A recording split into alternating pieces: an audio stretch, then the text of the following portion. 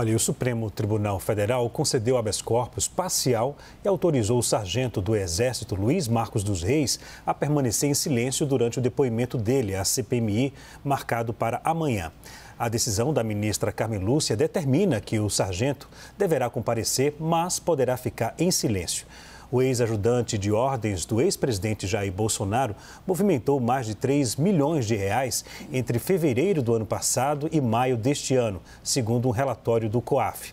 Segundo o documento, a movimentação possui indícios de lavagem de dinheiro, já que o montante é incompatível com a renda mensal do sargento, de pouco mais de 13 mil reais.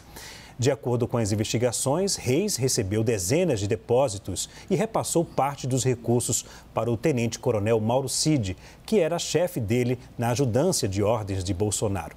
Reis foi preso em maio, alvo da operação que apura supostas fraudes de cartões de vacinação. Vinícius, ou seja, amanhã é a vez do depoimento do sargento Luiz Marcos dos Reis. Mais um ponto aí de investigação da CPMI. Mais um ponto, esse sim tem que ser escutado, esse aparentemente tem a ver com a CPMI, porque estava muito próximo do presidente Bolsonaro, do coronel Major Mauro Cid. Então, agora, esse negócio de ficar silencioso, né, de manter, me manter o silêncio, não vou me pronunciar nos depoimentos, isso é muito esquisito para mim. Né? Eu não sou advogado, sou administrador, empreendedor. Aí, esses dias assistindo um seriado, não sei se eu já falei aqui, o The Lincoln Lawyer, Poder e a Lei, assistam. O advogado, Clarissa, ele faz de tudo até provocar a testemunha, apertar, porque ele quer que uma testemunha fale, vou recorrer ao meu direito de reservar esse silêncio. E aí o que ele quer? Ele quer botar dúvida sobre a testemunha, se ela está com culpa no cartório ou não. Então esse negócio de ficar em silêncio, para mim, rapaz, é a mesma coisa que dizer, olha, eu temo, então, né, eu devo, então eu temo, não vou falar tudo, eu estou com medo, eu tenho coisa aqui que eu não posso falar. Gente, que é isso? Então, aí vamos pegar o depoimento do hacker. Ele escolheu a hora que ele ficava em silêncio.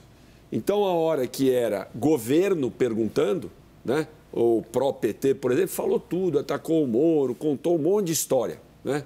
Umas, inclusive, com acusações de posição, que é mentira. A hora que foi a oposição ao PT perguntando, silêncio, silêncio, silêncio, silêncio. Uai, mas que negócio é esse? Então não vai depor, se vai reservar o direito de ficar em silêncio. É muito esquisito.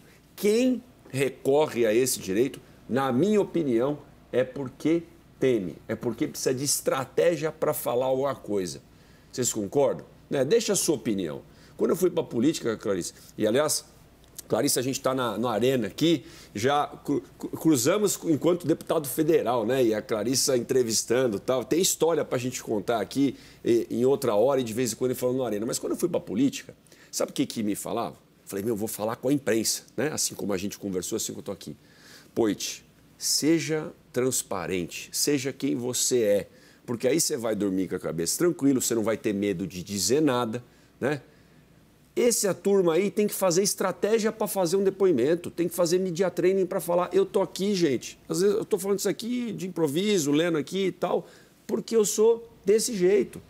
Esses caras que se reservam o direito de ficar em silêncio, para mim, são duvidosos. Então eu já boto a minha dúvida sobre esse outro ajudante de ordem aí, viu, Leandro?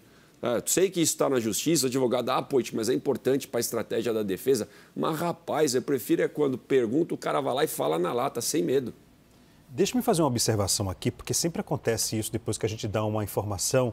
Quando o COAF fala em movimentação financeira, a gente citou aqui mais de 3 milhões de reais, não necessariamente esse valor é o valor integral.